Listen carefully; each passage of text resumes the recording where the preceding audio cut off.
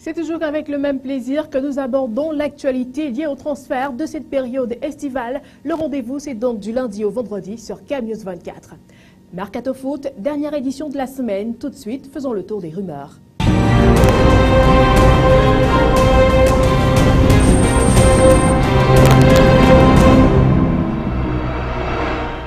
Commençons avec le milieu de terrain du FC Barcelone, Thiago Alcantara, qui pourrait quitter la Catalogne pour obtenir plus de temps de jeu, alors que Tito Vilanova ne semble lui proposer qu'un rôle de joker de luxe derrière le duo Xavi-Iniesta. L'international espagnol serait tombé d'accord avec Manchester United, annoncé ces derniers temps comme le favori sur ce dossier. Les Red Devils auraient convaincu le Blaugrana avec un contrat de 5 ans et un salaire annuel de 6 millions d'euros. Reste à présent à se mettre d'accord avec le Barça qui réclame 18 millions d'euros pour lâcher sa pépite. Poussé vers la sortie cet été par l'Olympique lyonnais, l'attaquant Bafétimbi Gomis s'est notamment annoncé sur les tablettes de Cardiff City et de Swansea. Une formation de Ligue 1 pourrait bien tenter de le retenir en France puisque l'AS Monaco serait également sur le coup. À la recherche d'un attaquant supplémentaire d'expérience pour épauler Radamel Falcao, l'ASM pourrait donc rendre service au président de l'OL, Jean-Michel Aulas, qui semble tout faire pour se séparer de l'ancien Stéphanois. Alors que l'Olympique de Marseille avance sur les dossiers Romain Alessandrini et Dimitri Payet, le milieu offensif du Sporting Portugal, Diego Capello, est toujours l'une des cibles olympiennes. L'OM compte revenir à la charge avec une offre de 4 millions d'euros après avoir proposé 3,5 millions. Une proposition revue à la hausse mais qui devrait être insuffisante puisque la formation lisboète réclamerait 7 millions d'euros pour lâcher son ailier. Les Olympiens devront donc sans doute faire un effort supplémentaire sur ce dossier. Mais attention toutefois, Swansea, l'Olympiakos, Tottenham, Liverpool et Malaga sont également sur le coup. En fin de contrat avec le Paris Saint-Germain, Siaka Tiéné devrait poursuivre sa carrière à Montpellier. Le club héroltais suivait d'autres pistes comme celle de Fabrice Sakala de Troyes et de Zakaria Bergdich, mais il a finalement opté pour l'expérimenté international ivoirien. L'arrivée du latéral gauche devrait permettre d'accélérer le départ d'Henri Bédimo, lequel dispose d'un bon de sortie. En déplacement à Monaco ces derniers jours, Adriano Galliani, le vice-président de l'AC Milan, n'y est pas allé pour négocier avec l'AS Monaco, intéressé par Kevin Prince-Boateng et Stéphane El Shaarawy. C'est en tout cas ce que le dirigeant italien assure, et si l'AC Milan n'a pas reçu d'offre pour Boateng, c'est également le cas pour El Shaarawy, a annoncé sur les tablettes de Manchester City et de l'AS Monaco. Galliani précise toutefois qu'il pourrait réfléchir à se séparer de son jeune attaquant en cas de belle offre. Parlons cette fois de la bataille qui fait rage pour s'attacher les services d'Isco. Le meneur de jeu de Malaga, le Paris Saint-Germain et le Borussia Dortmund se seraient joints à Manchester City et au Real Madrid dans la course pour s'attacher les services de celui qui a été désigné meilleur joueur de l'Euro Espoir 2013. Cependant, Manchester City et le Real Madrid conserveraient une longueur d'avance sur le dossier de l'Espagnol. Le club madrilène a d'ailleurs prévu une réunion avec Malaga ce vendredi pour discuter du transfert du prodige de 21 ans.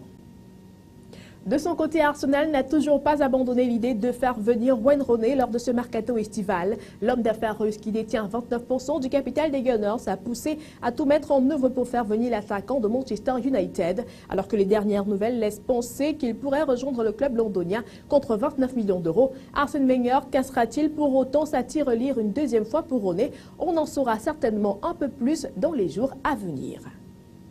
Bruno Ekwelemanga intéresserait fortement un club. Le nouveau coach d'Everton aimerait faire venir le défenseur de Lorient. Ce n'est pas une nouveauté puisque Martinez le convoitait déjà lorsqu'il entraînait Wigan. Il faudra cependant convaincre de lâcher un joueur sur lequel il compte. Et le président lorientais peut se montrer dur en affaires. Ekwelemanga est sous contrat avec Lorient jusqu'au mois de juin 2015.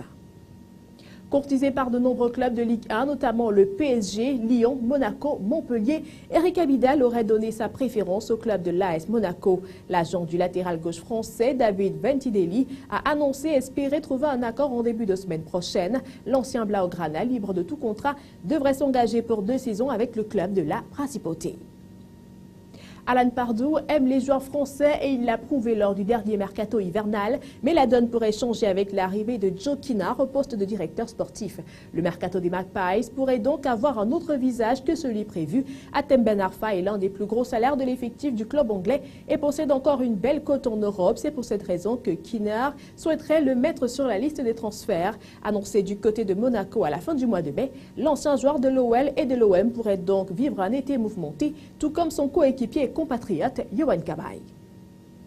L'Olympique de Marseille n'a jamais caché son intérêt pour Leandro Damião. La difficulté du dossier non plus. Également, courtisé par Tottenham, Damião ne serait toutefois pas contre une arrivée en Ligue 1 avec la Ligue des Champions à disputer, même s'il se voit également rester au Brésil. De toutes les façons, Leandro se dit heureux. Il est sous contrat avec l'International jusqu'en 2015.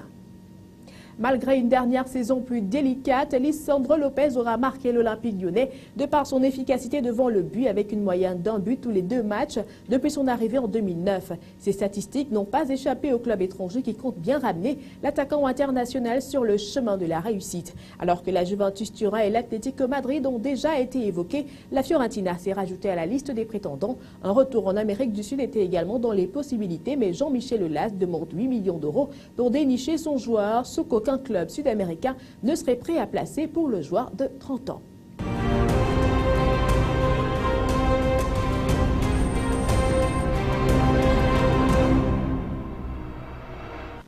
À présent, on parle de transfert officiel, notamment annoncé mardi par le président du Viitorul Constanța. Le transfert d'Aurélien Chitu à Valenciennes a été officialisé ce vendredi. L'ailier international roumain de 22 ans s'est engagé pour 4 ans. Le club français a versé 700 000 euros pour recruter le meilleur espoir du championnat roumain pour la saison 2012-2013, qui a disputé 109 matchs avec son ancien club et inscrit 38 buts. À Valenciennes, il portera le numéro 8. Zoumana Camara disputera une 7e saison sous les couleurs du PSG. En fin de contrat, le défenseur de 34 ans a prolongé son bail d'une année avec le club de la capitale, soit jusqu'en 2014. Il a pris part à 6 rencontres de Ligue 1 la saison dernière.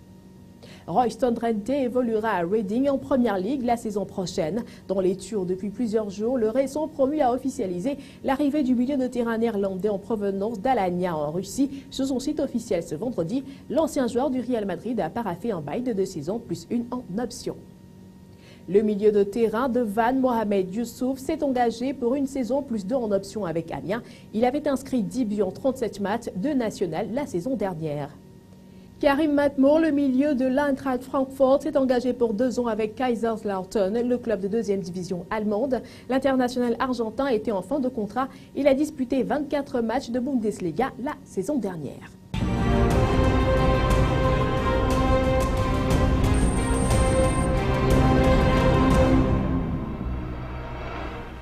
Le Milan AC s'est penché très sérieusement sur le cas de Carlos Tevez, mais sans argent, pas possible de recruter un joueur de ce calibre.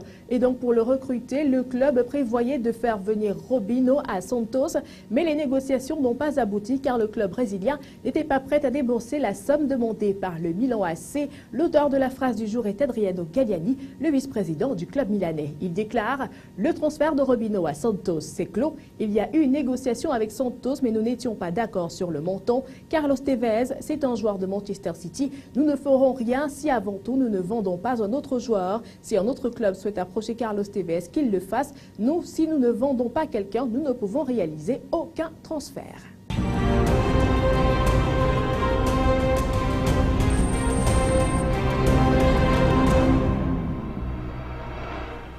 On se retrouve encore au Brésil ce vendredi pour parler de la vidéo du jour avec l'Espagne qui a offert un véritable festival offensif. C'était hier face à Tahiti, 10 buts à 0 lors de la 2e journée de la Coupe des Confédérations. L'Espagne a signé le plus grand écart de buts dans un match de phase finale d'un tournoi FIFA. C'est tout de suite en images dans la vidéo du jour.